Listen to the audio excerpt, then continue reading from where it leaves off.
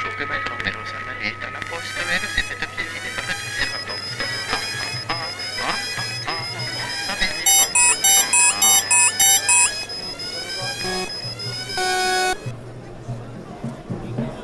Ladies and gentlemen,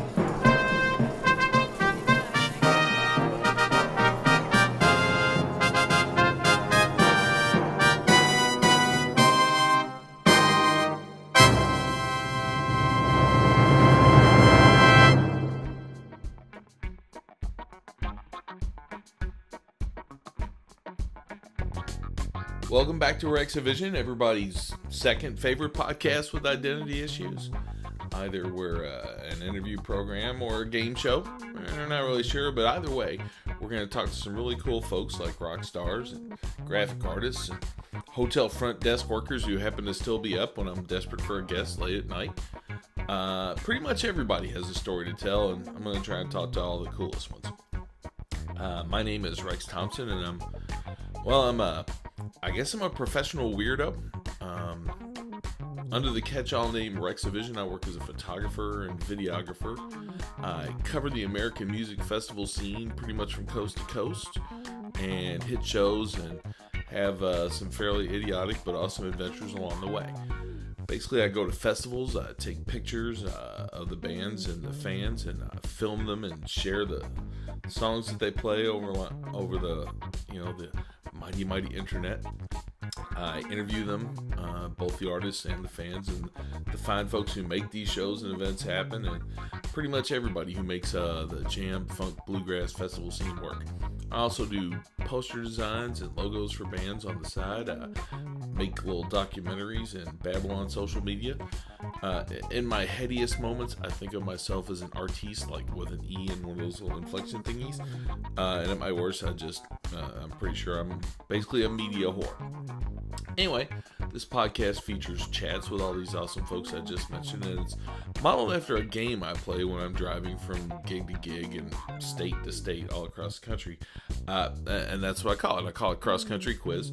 As an excuse to bug my thousands of friends and make my drive just that much less boring. I think up weird questions with the help of a couple of friends of mine, including the awesome Rachel Ammons.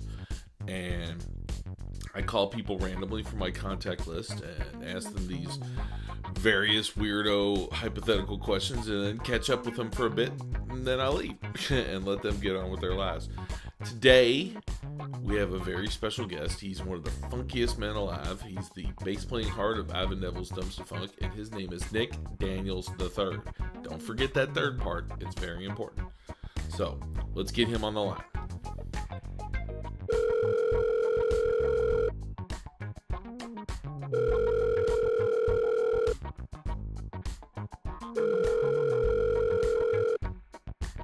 Wait.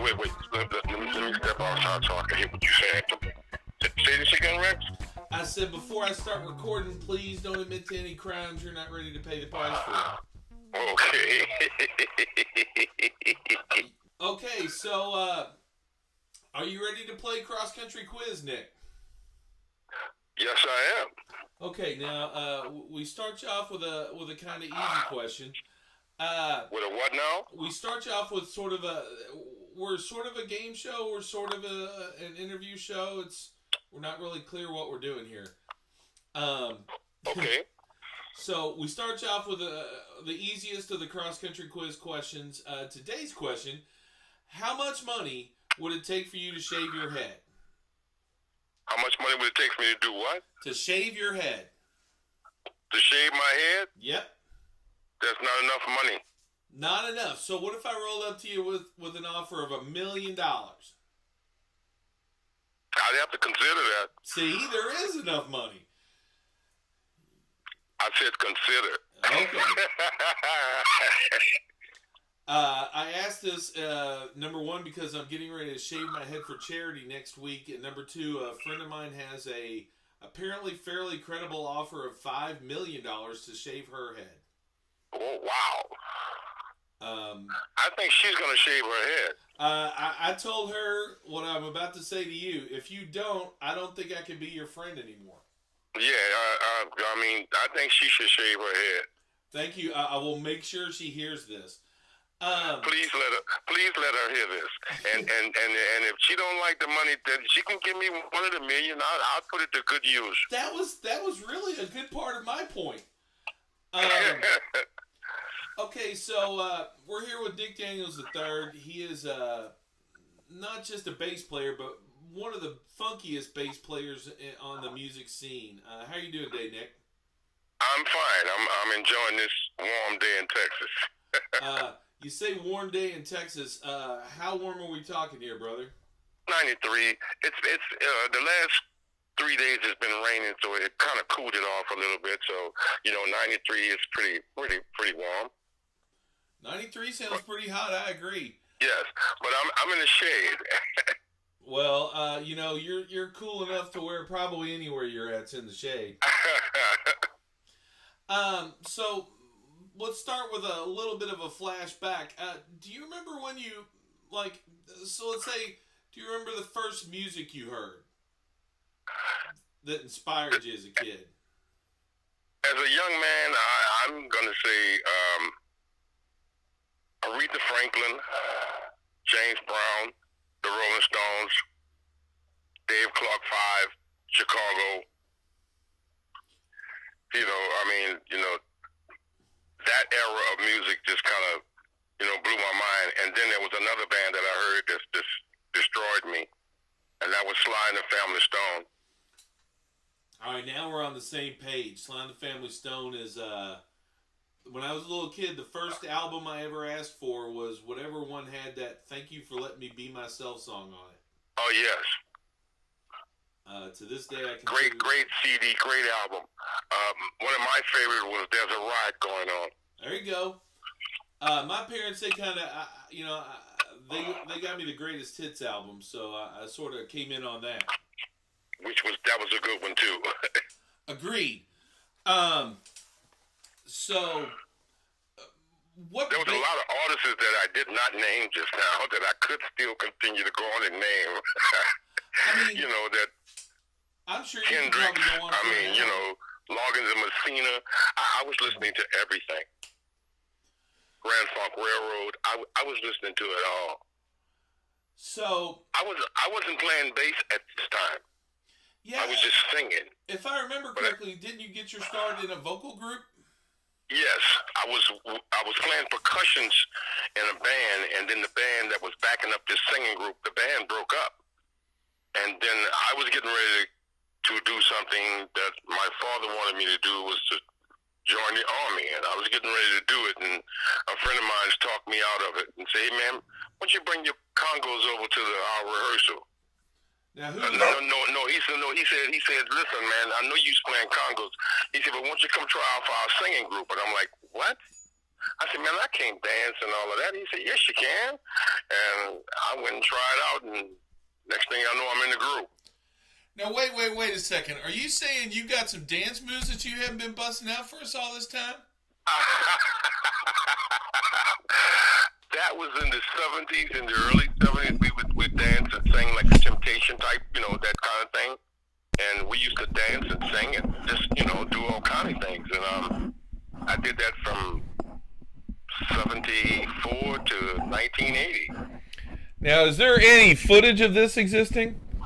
There is no footage of this group at all, which is sad because we were phenomenal. We would dance and they would flip me in the air, and we were just doing all kind of crazy stuff, man. And the only footage that I can remember of when the Superdome opened, there was the Bob Hope special that opened the Superdome, and we were the only local act to perform on that show, and we were the first act to perform.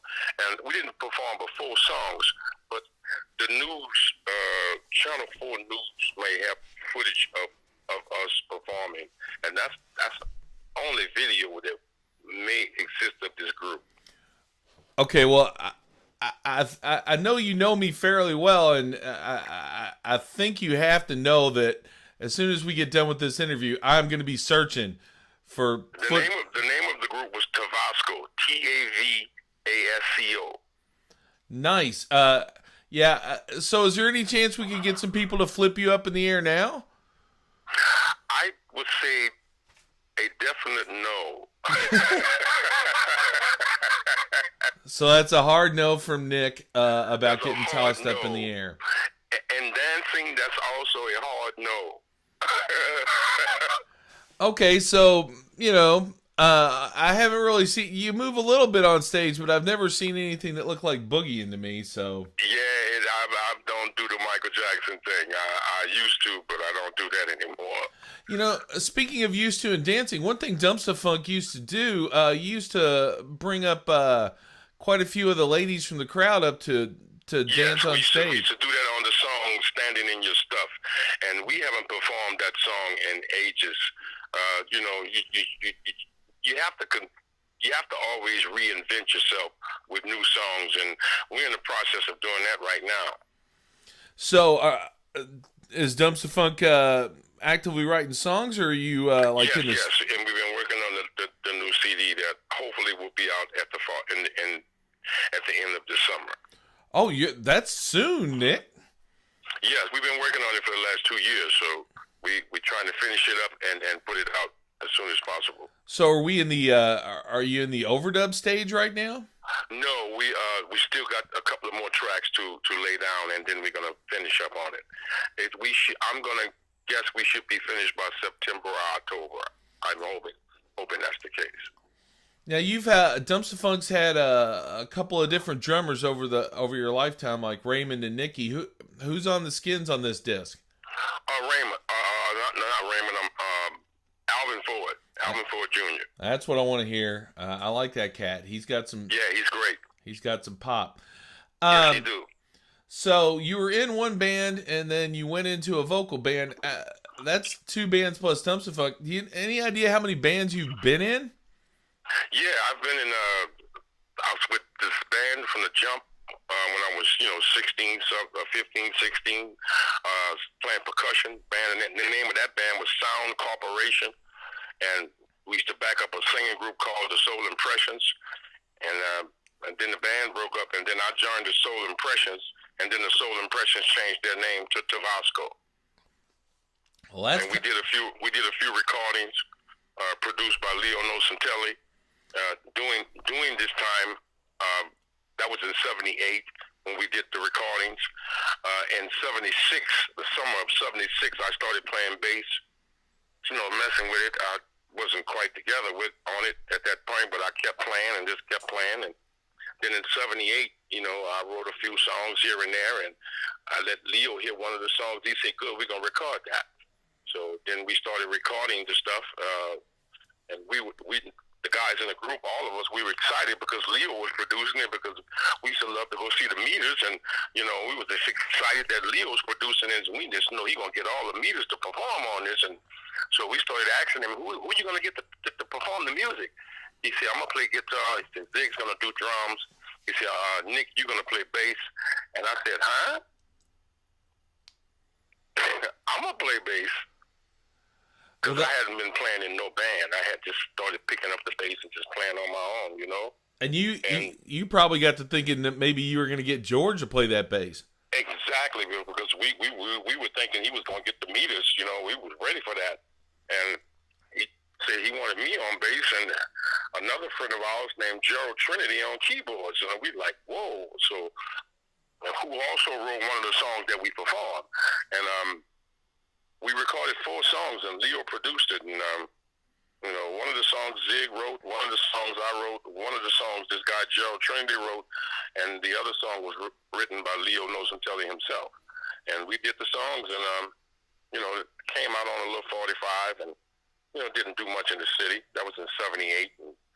And then I started, after that, Zig and Leo started calling me for all kinds of sessions playing bass. And I was like, wow. They're calling me to play bass. And I'm like, wow, it was just blowing my mind. I had been playing bass 2 years.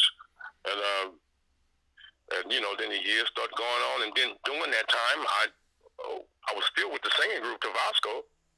But when I wasn't with them, I was playing with a little band in the shed, that we started grooving with, me, Ivan, Tillman, James Ledet, and Renard Poche. We started, grooving and then started calling the band the Uptown All-Stars. Oh, and then James Ledette, the drummer, got mad one night with us and said, I'm not going to the gig. We had a gig at Jimmy's. He said, I'm not going. So I said, okay. So we said, okay, well, we can't do the gig. I said, yes, we can. I said, let's just call Willie Green. And I called Willie Green, and next thing you know, Willie Green became the drummer of the Uptown All-Stars. And then 2 years later, 1980, the Uptown All-Stars became the band for the Neville Brothers. So I left the group and joined the Neville Brothers. Oh, that's pretty cool. I mean, and by the way, no ego at all calling your band the All-Stars, brother. Huh? No ego involved at all in calling your band the All-Stars. Yeah, we called it the All-Stars because Willie Green and I with Tabasco and Renard and Willie Green, Willie Green, Renard, and myself was with Tabasco, and Ivan and Tillman was playing with the Neville Brothers. So we started calling it like the All-Stars, the Uptown All-Stars. Well, I guess you got enough pedigree there to go ahead and slap that All-Stars on there then. Never mind. And then after that, the Neville Brothers got rid of everybody in that band and then hired everybody back but me. And that was in 81.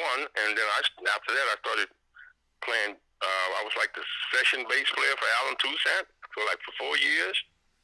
And I played many commercials and all kind of jingles and stuff with him during that time, and performed with him doing Jazz Fest and different, shows here and there. You mentioned Jazz Fest. Let's get that. That's a question I've kind of wondered. How many times do you think you've played Jazz Fest? I cannot remember. That is a good answer. I'm going to just go out on a limb and say maybe about 20 or 30 times. That's pretty solid pedigree. Because the first time I played the Jazz Fest was with Tabasco in 77. So you mentioned you were thinking that Leo was going to get George on your track. Right. The Meters were obviously a seminal. They had them broke up at this point. Yeah. That's why I was figuring they didn't get George. But so the Meters were pretty influential for pretty much the entire funk scene. Who would you say was helped form your sound? Who was what? Who would you say sort of helped inform your sound? I'm going to say the first guy who I heard playing the bass the way I like to play was a guy named Sylvester Andrews. They call him Snap. He still plays around in the city. And I walked up to him at a rehearsal with the singing group. The whole band hadn't got there, and he was like playing by himself, and he was popping and clutching the bass. And I was like, I walked up to him. I'm like, man, what kind of bass style is this? He said, it's that Larry Graham stuff, Nick. He said, man, this is hard. I said, man, show it to me, man. I want to learn it. He said, Nick, this is hard. I said, oh, okay, show it to me. And I tried to catch it, and I just couldn't catch it. And I just couldn't catch it. And then after a week of work, instead of blowing my money, I went and bought a little small amp and a bass. That's what happened. I kept playing. And then a friend of mine named Roger Poche, God bless his soul, he's not with us anymore. He said, yeah, Nick, he said, listen, let me show you how to tune that thing. I said, what you mean tune it? I was just that green. So I started tuning it. And, every time I play, and then I started, listening to the radio and trying to play everything I heard. And the next thing you know, I'm in the studio with Leo Knows and Talent. You just touched on something that I see across all artistic and creative disciplines. There's a moment when the talented start to sort of follow it becomes an obsession. It stops becoming something, you're doing for fun, and it starts to be, you hear that you could be better and you start chasing that. Is that about when that was happening for you?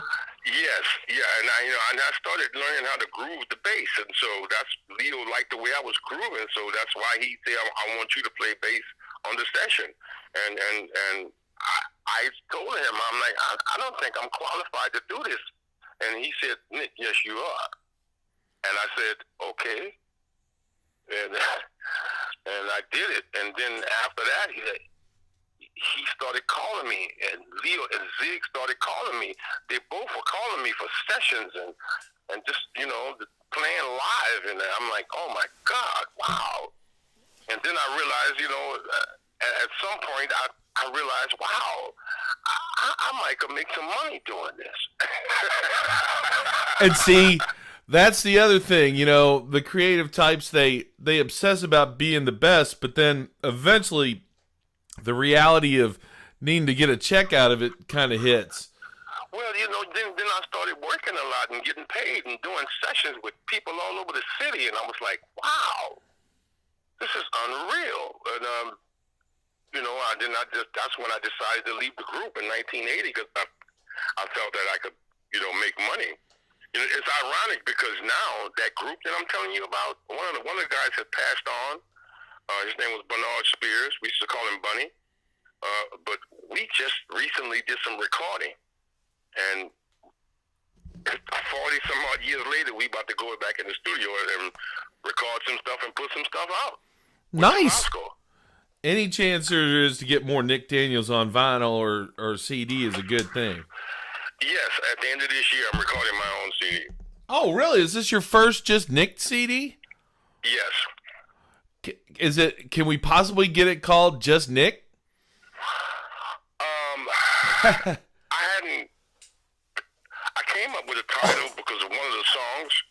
Okay. But that may change. But one of the songs I wrote called "It's My Heritage." All right. So we're thinking maybe calling it Heritage or It's My Heritage. It's My Heritage. That's what I was thinking. Nice.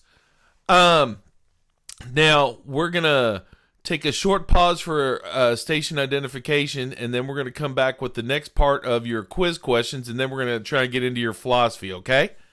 Okay, sounds good.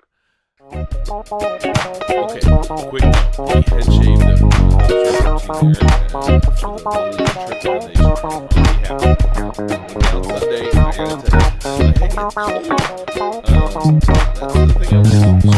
never shaved my head before, and I didn't cut my hair or trim my beard since I volunteered like a year ago, and I was really happy to see it all go. People kept asking me if I was nervous. I can't wait. We raised a lot of money for this cause, but the foundation owners, the young who was also just a regular at the Northwest Street Summit, music festival that happens just outside of Portland every year. That features a lot of the jamgrass and bluegrass scene, and even usually a nice big funky brassy funk party breakdown one night a year or two, just to mix up the formula.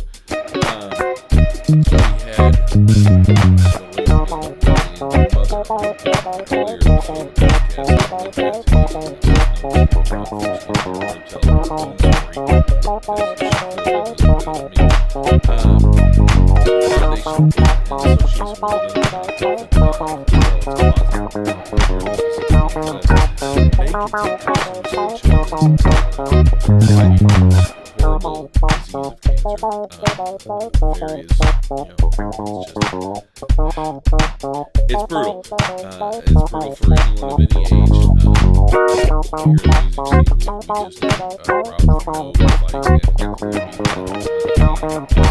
just rob from no fight and we need to face ourselves and know someone who has. It's everywhere.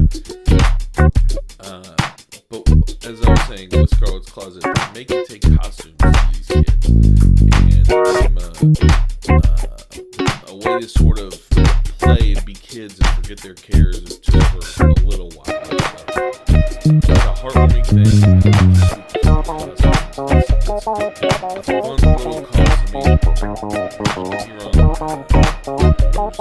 lot of different ways to help, but this one makes everything better for recipients besides running around raising directly to the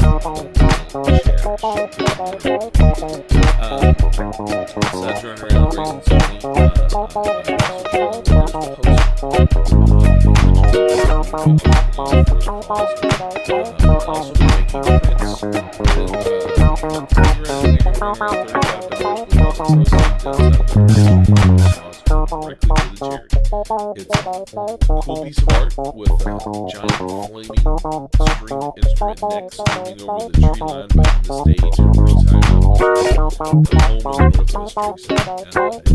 If you go to the YouTube version of this video, there should be a photo of it with the online location that you can go and see the print and the poster, and should be able to get to the auction and everything. And within the next couple of days, at least, be able to read the print. Help if you can. Spread the word if you can. But you know, there's so many things we could all be doing at home. It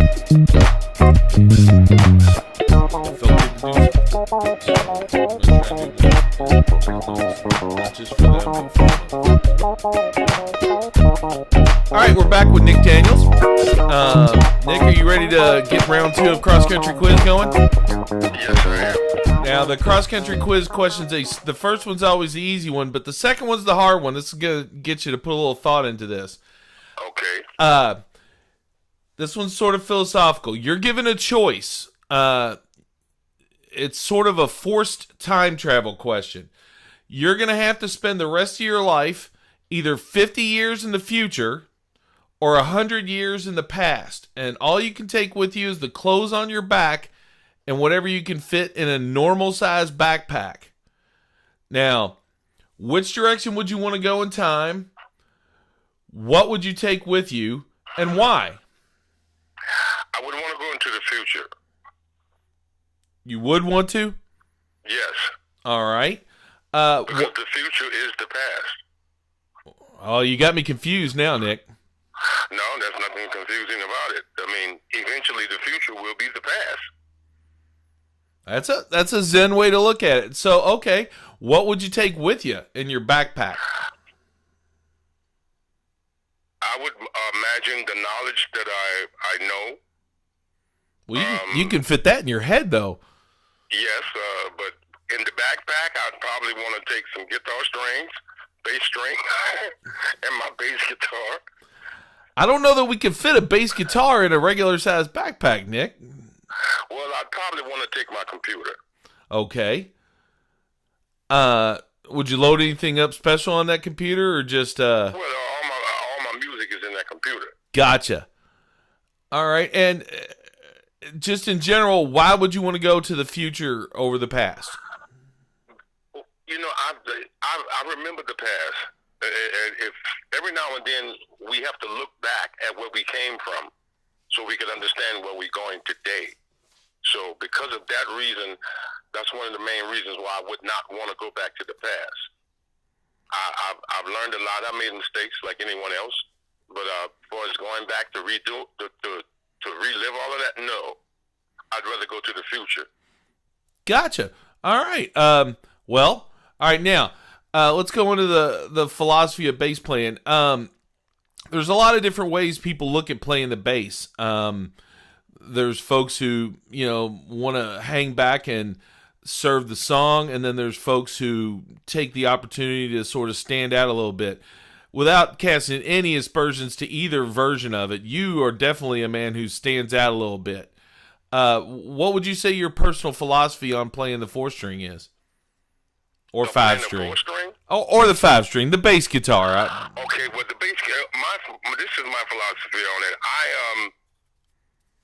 When I started, I didn't want to sound like everybody that I had heard in the city, because I would go around and listen to other musicians, and everybody had the same similar bass, a Fender Peavey, and I didn't want a Fender Peavey because everybody I saw had a Fender Peavey bass. A Fender P bass. So I made sure that when I bought the bass that I was going to be playing live, I made sure that it wasn't a Fender, because everybody had Fenders. I wanted to be different. I wanted to sound different. So I bought a Peavey T-Neck 40, and I played it for years. And then, after that, I just bought any other bass but Fender. To this day, I don't own a Fender bass. Now, I'm not knocking Fender's basses because they're great basses, but everybody has them. Everybody. And it sort of makes everybody sound the same in certain instances. So I didn't want to sound like everybody. So I chose anything but a Fender P bass. When I started playing, all I wanted to do was pop and clutch the bass. That's all I wanted to do. That was it. And then all of a sudden, I started getting gigs where that was not required. I started getting jazz gigs. I'm like, whoa. You know, when you're doing like that, right? Mm-hmm. And I'm like, wow. So then I had to start playing with my fingers. All I wanted to do was pluck with my thumb and pull with my fingers and pop the string and, you know, pluck and pop the bass. That's all I wanted to do. And the way I'm playing it is almost like it's a percussion instrument when you're popping and clutching. Yep. You know, you do pop, all that's like a percussion instrument. And I'm used to play percussions. So I noticed at one point that I'm playing the bass almost like I was playing the congas.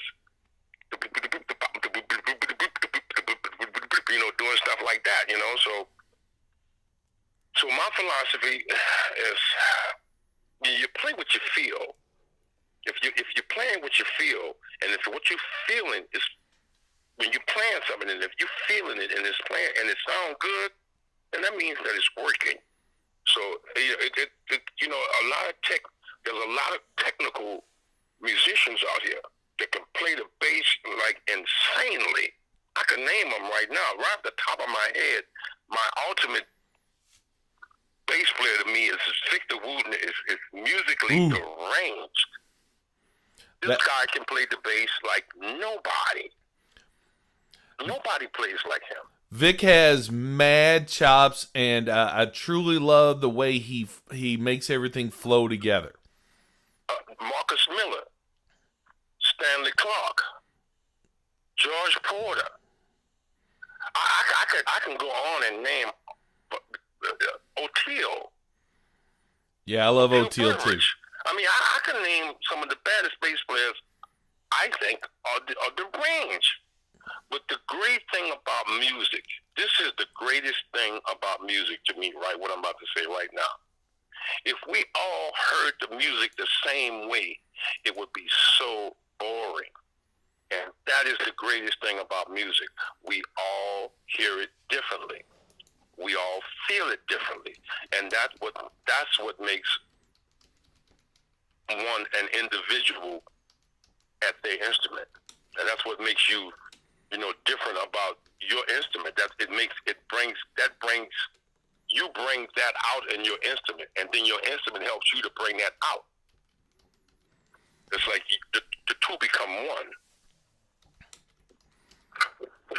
And that comes from practicing. You always have to practice. I don't care how old you are. You have to practice. When you get the chance, you should practice. You're always going to learn something. Every time you pick it up, you're going to learn something. Every time you play, you're going to learn something. You have to always practice. That's my take. Now, I want to talk to you a little bit about tone real quick.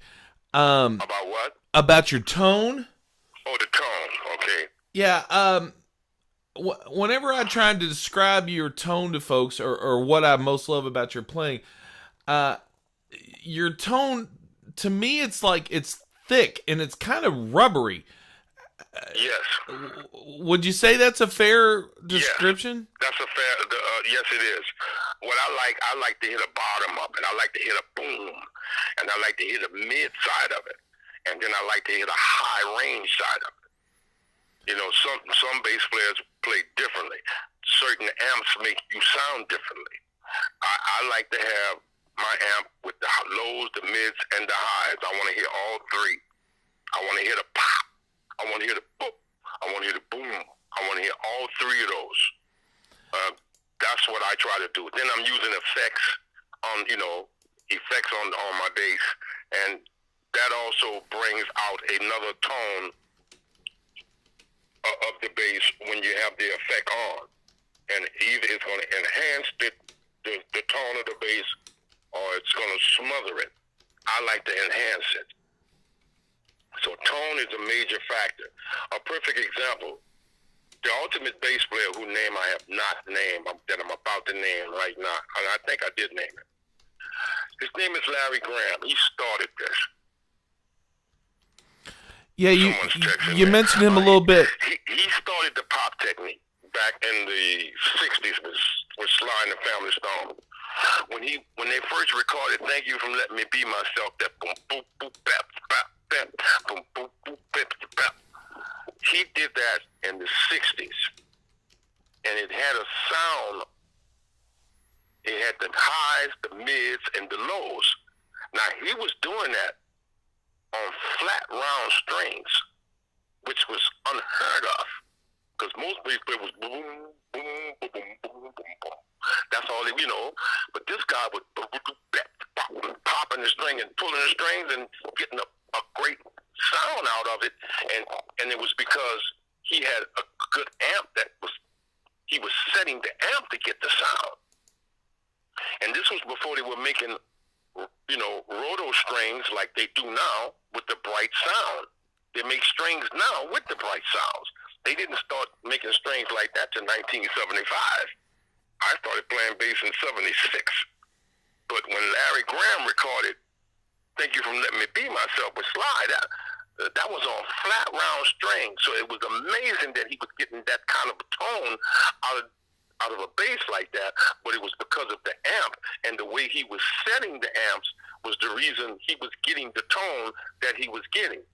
And then after that, all kind of bass players started trying to emulate that tone or that sound of the bass. You know what I'm saying, Rex? Yep. And what it did, it revolutionized bass playing, and then everybody started playing like this. Louis Johnson, just everybody, especially in the early 70s, 71, 72, 73, 74, 75.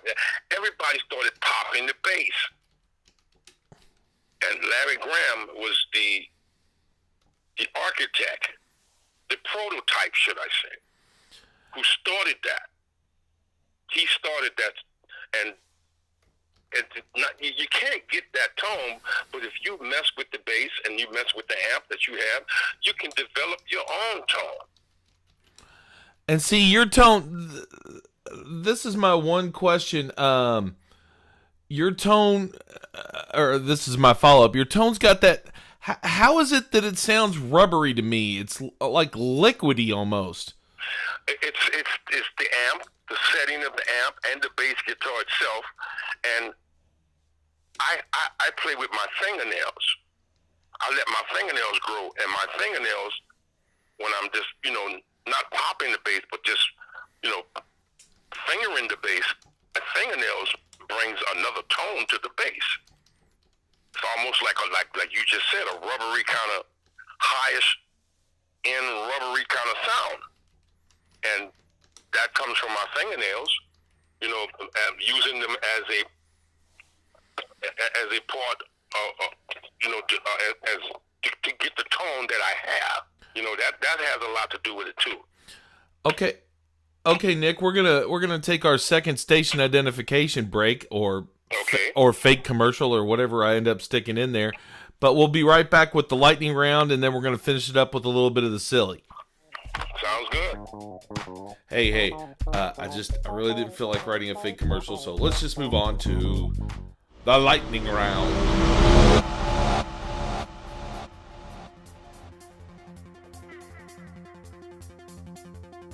All right, Nick, we're back, and it's time for the lightning round. Are you ready? I'm ready. Okay, so we got a couple of A or B, either or questions for you. Which one is your good foot? My right foot. All right. Which one is correct? If you don't know, you better ask somebody, or if you have to ask, you'll never know. If you don't know, it's best to ask somebody. There's no such thing as a dumb question. Gotcha. What is dumb is you have a question and you don't ask it. Gotcha. That's dumb. And last but not least, which one is more correct? Get on up or get down, get down? Both are correct. Ooh, I'm afraid we can't take both the correct answer here, Nick. You got to pick one. You got to get up to get down. I think that's gonna mean get on up takes precedent. Yes. All right then. So all right. Before we let you out of here, I got a couple of things. First of all, you're always telling everybody to put it in the dumpster. Do you think you could maybe rework the lyrics a little bit to ask everybody to sort the plastics and everything out first, and then to recycle it? yeah, I mean, I'm just saying, you got an opportunity there. Yeah, but here's the deal with that. We haven't. That's one of the songs we haven't played in a while. I noticed that. And the reason being is you have to reinvent yourself. Every band, every musician, you put a CD out, and then you go out, you promote that CD, and then when that's over with, and it's kind of then wore down, it then made its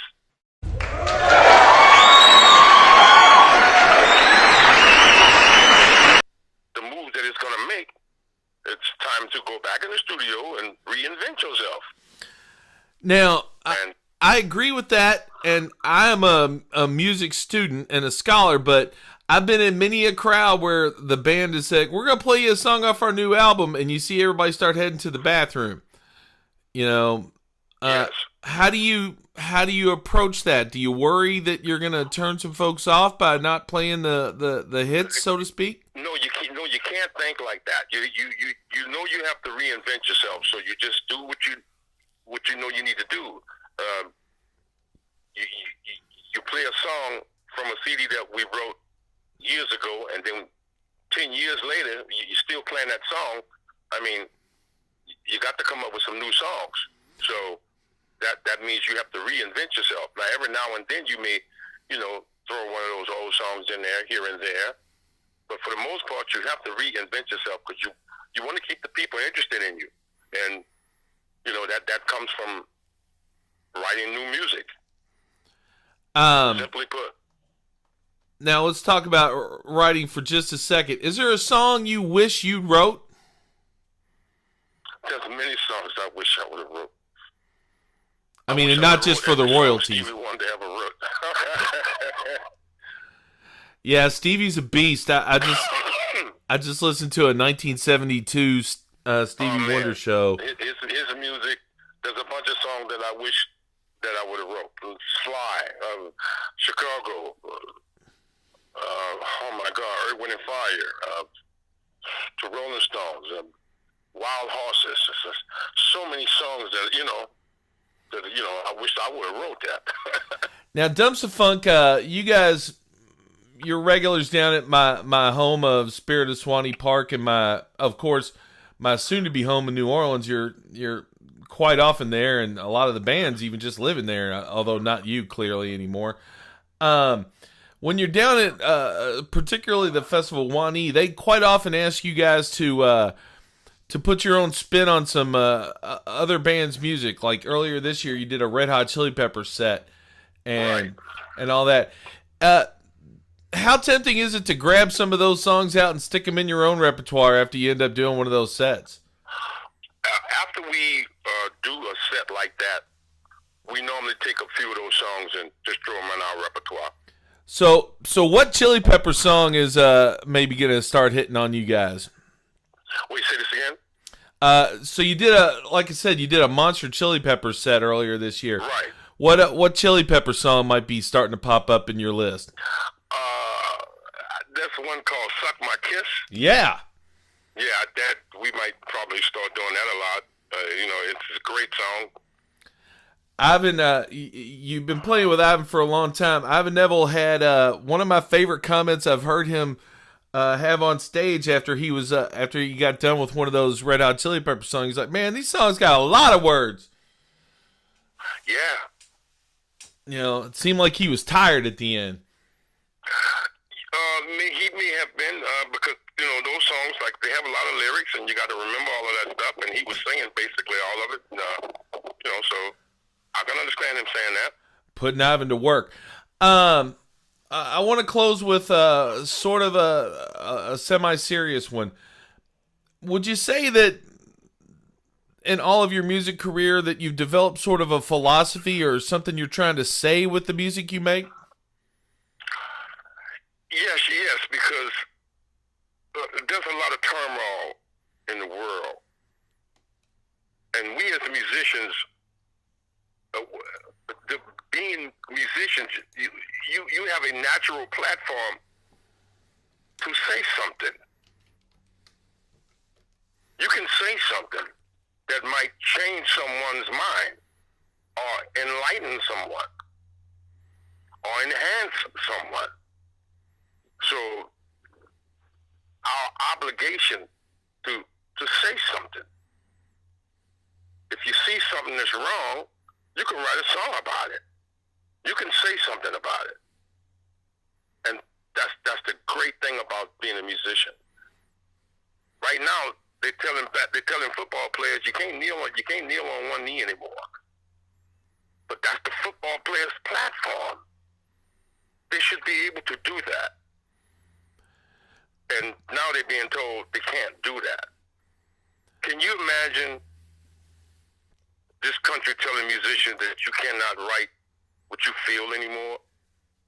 Can you imagine that? It's I can't. Sadly, I can imagine that, but I don't want to. Is I guess I can't imagine it.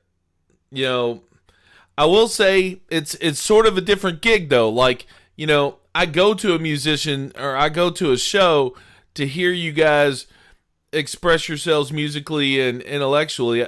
Generally, if I go to a football game, I'm going to see two teams smack into each other with like giant body armor on. Right. You know, but that is the way it's supposed to be. But if a player decides that he wants to take a knee because of a lot of the injustice that's going on in this country, I me personally don't see nothing wrong with. I don't see nothing wrong with that. Oh, I'm totally with you. But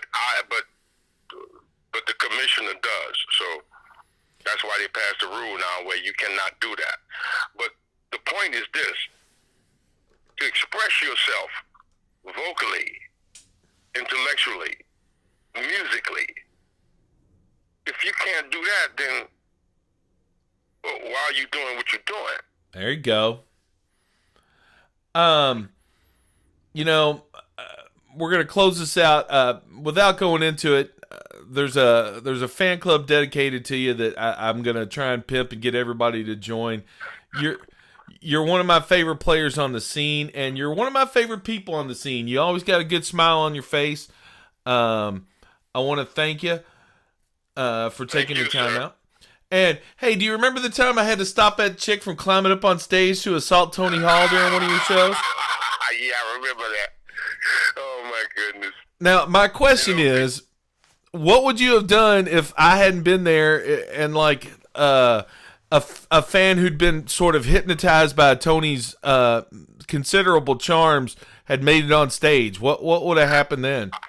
I think security would have probably came and scuffed somebody up, but you know, you don't want to see that kind of thing happen. But every now and then, somebody may, you know, let they, as a friend of ours used to say, let their high get them loaded, and and then they think that, okay, you know what, I'm gonna hop this fence and I'm going up there, and. You know, and then when you do this, you get in trouble. Well, so, you know, I'm going to guess security would have probably came and stopped somebody. Now, I don't guess you remember, but the reason I had to do it was security left. You know, security left. I remember that well. So, you know, she was definitely on her way up there.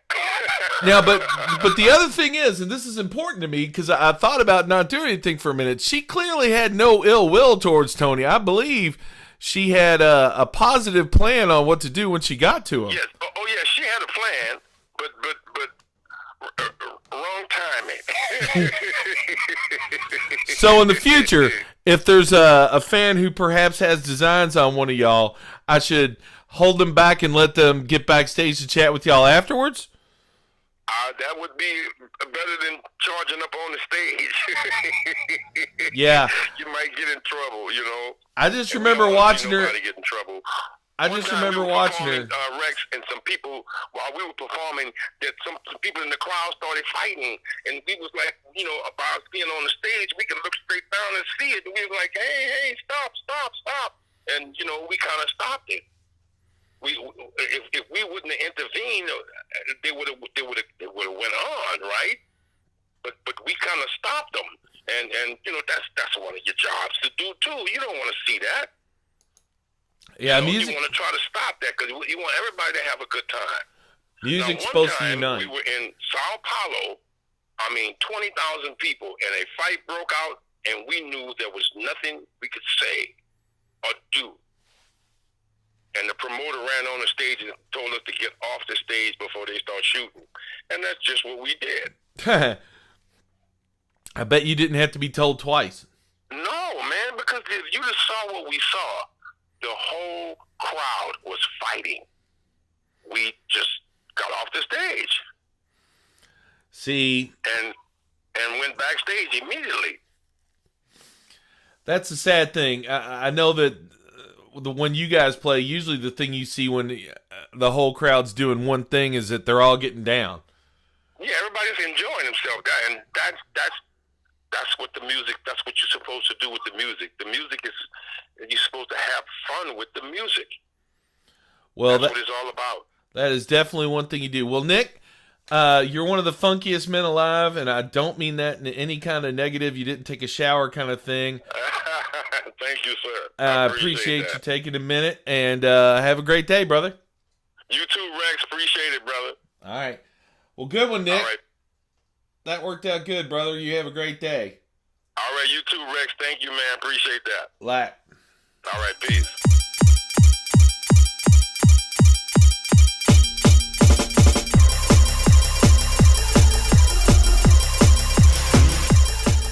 All right, there you go.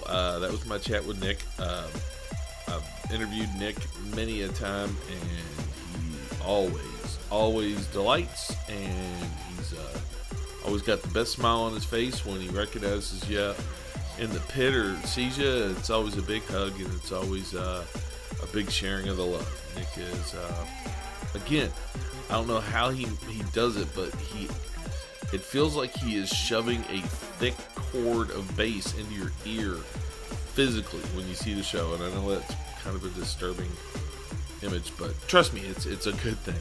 It's a funky thing. There's no resisting the bass of Nick Daniels III. He has a wonderful fan club on Facebook dedicated to just him. We're all very proud of him for that honor.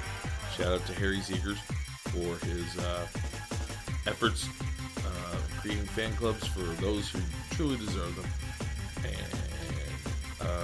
And thanks for coming to the podcast. Thanks for listening.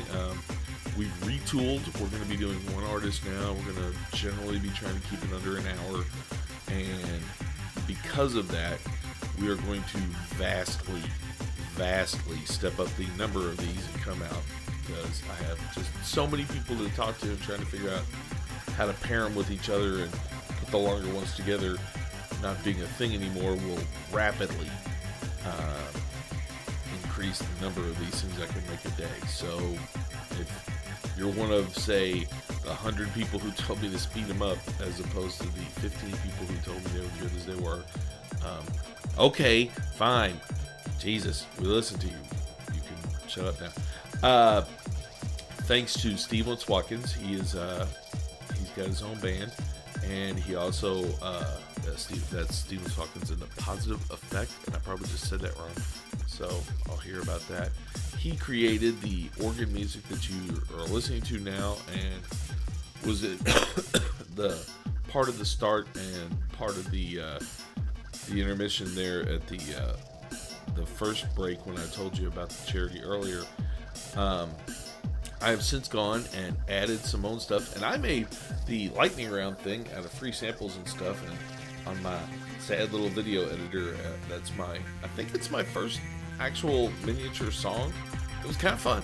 I'm not like ready to buy a big mask and become a DJ and just hit play and go out and dance for people, but I could see how easy it is, which kind of, I hate to say it, pushes my opinion that actually playing instruments is way more impressive to me than pushing play and having instruments be mimicked by data.